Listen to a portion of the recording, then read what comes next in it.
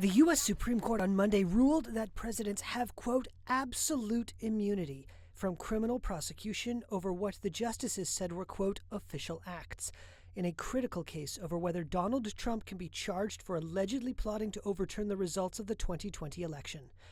The landmark ruling recognizes, for the first time ever, any form of presidential immunity from prosecution.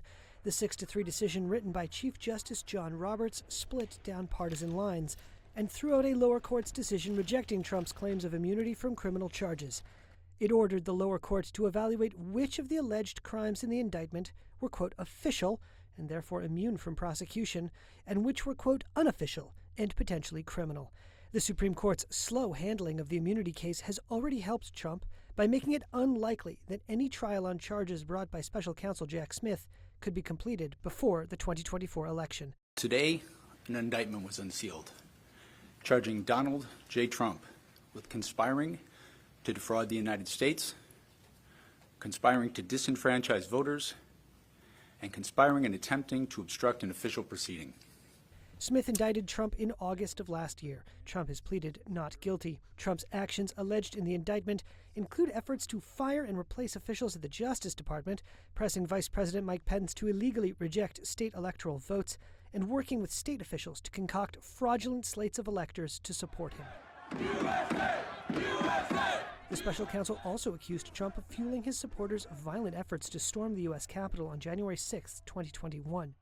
But the Supreme Court ruled that a president has, quote, absolute immunity for decisions governing appointments within the executive branch, including at the Justice Department, and that his communications with the vice president and with his supporters could be viewed as official acts.